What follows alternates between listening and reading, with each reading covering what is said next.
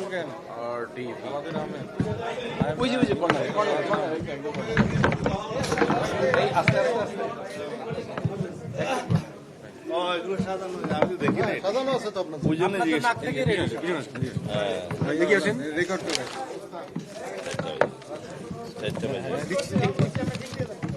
দিবেন দিবেন মোল দেবেন ওই কোমরা খানার এক ভাই দিচ্ছে একটু পিছনে আসেন আর দেবো আচ্ছা হয়েছে আমার হ্যাঁ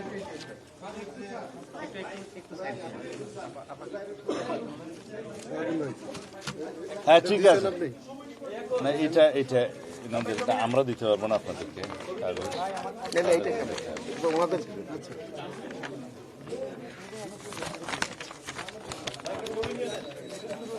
আচ্ছা ঠিক আছে হ্যাঁ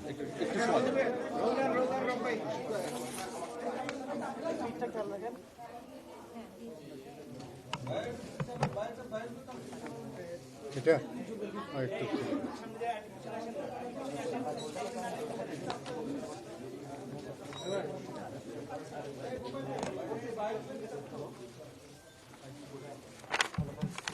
আমরা কয়েকটি বিষয়ে মাননীয় প্রধান নির্বাচন কমিশনারের দৃষ্টি আকর্ষণ করেছি। দলের পক্ষ থেকে লিখিত একটা পত্র আমরা নিয়ে এসেছি, সেটা আমরা ওনার হাতে দিয়েছি। কয়েকটা বিষয় যেটা মনোনয়ন পত্রের সাথে সংশ্লিষ্ট, এগুলো একটু স্পষ্টীকরণের জন্য আমরা অনুরোধ করেছি। এক নম্বর হচ্ছে মনোনয়ন পত্রে মনোনয়ন প্রার্থীদের কিছু ইনফরমেশন দিতে বলা হয়েছে। মামলা সংক্রান্ত ফৌজদারি মামলায় জামিনে মুক্তদের ক্ষেত্রে অর্ডার শিটের সার্টিফাইড কপি চেয়েছে,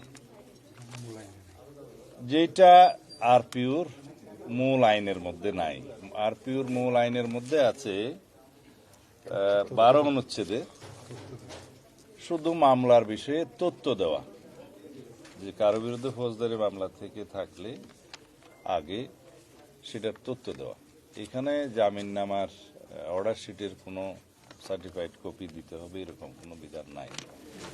তাছাড়া আপনারা সবাই জানেন যে বিগত ফ্যাসিবাদী আমলের সময় আমাদের অধিকাংশ প্রার্থীদের ক্ষেত্রে যারা মনোনয়ন পেয়েছে এবং সাধারণ জনগণের বিরুদ্ধেও সাংবাদিকদের বিরুদ্ধেও আছে, কয়েকশো করে গায়েবী মামলা আছে। সেই মামলাগুলোর হদিশই আমরা এখনো করতে পারিনি অনেকগুলো মামলা। তো সেই জন্য আমরা বলেছি যে মনোনয়ন পত্রে ফৌজদারি মামলার তালিকা অর্থাৎ আরপিও অনুসারে ইনফরমেশনটাই যথেষ্ট, certified copy of bail bond etcetera এগুলো যেন না চাওয়া হয়। দ্বিতীয় হচ্ছে অভিযুক্ত। এখানে অভিযুক্তের ক্ষেত্রে বলা আছে কিছু বিধান আছে, যদি অভিযুক্ত হয় মনোনয়ন পত্রে চাওয়া হয়েছে যে আমি কখনো ফৌজদারি মামলায় অভিযুক্ত হইনি, যদি সঠিক হয় হ্যাঁ বলবেন, আর যদি বেঠিক হয় না বলবেন। তো যেখানে আমরা তথ্য দিচ্ছি মামলা, সেই সমস্ত মামলায় অভিযুক্ত যদি শব্দটা প্রযোজ্য হয়, তাহলে সেই অভিযুক্ত শব্দটা আইনের ভাষায় হচ্ছে framing of the charge by the court. এই শব্দটা আছে যে আদালত কর্তৃক অভিযোগ গঠনের ক্ষেত্রে অর্থে সেটা যেন গণ্য করা হয়। তাছাড়া হাজার হাজার মামলায় শয়ে শয়ে মামলায় কে কার বিরুদ্ধে এফআইআর দিল, কে কার বিরুদ্ধে কমপ্লেন কেস করলো, এগুলো সব চলে আসবে। তো ওনারা এটা পরীক্ষা করে দেখছেন এবং আশ্বাস দিয়েছেন যে ওনারা এটা যথেষ্ট গুরুত্ব সহকারে দেখবেন। 3 নম্বর হচ্ছে ব্যাংক অ্যাকাউন্ট। বলা হয়েছে প্রার্থী অথবা এজেন্ট, নির্বাচনী এজেন্ট ব্যয় নির্বাহের ক্ষেত্রে একটা ব্যাংক অ্যাকাউন্ট খুলতে হবে। তো বলা হয়েছে, প্রথমে বলা হচ্ছে যে প্রত্যেক নির্বাচনী এজেন্ট বা যে ক্ষেত্রে নির্বাচনী এজেন্ট নেই সে ক্ষেত্রে প্রতিদ্বন্দ্বী প্রার্থী। তো এটা একটু উল্টিয়ে লিখলে ভালো হয়।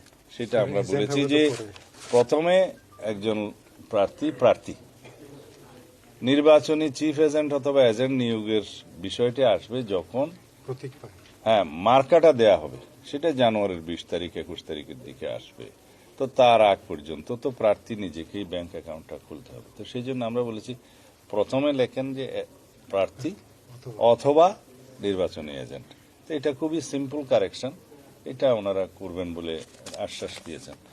তো এই কয়েকটি বিষয় নিয়ে আমরা দৃষ্টি আকর্ষণ করার জন্য, এবং যেহেতু সময়টা খুব কম, ইতিমধ্যে 29 তারিখে শেষ দিন, মনোনয়নপত্র জমা দিতে হবে, একটু দ্রুততার সাথে এই বিষয়টা স্পষ্টীকরণের জন্য আমরা ওনাদেরকে অনুরোধ করেছি।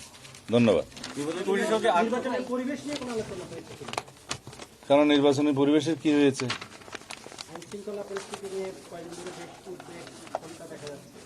আইন শৃঙ্খলা পরিস্থিতি নিয়ন্ত্রণের দায়িত্ব সরকারের।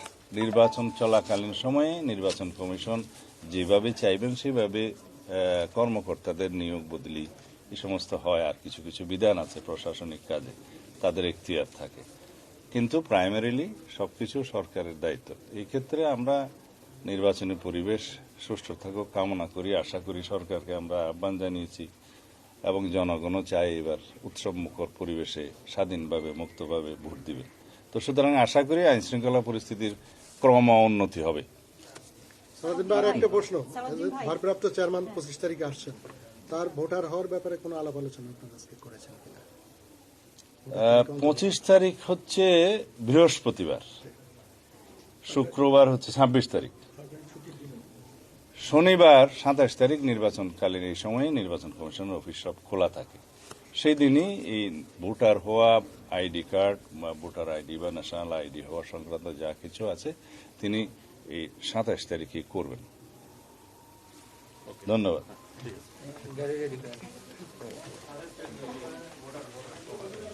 আগামী 27 তারিখ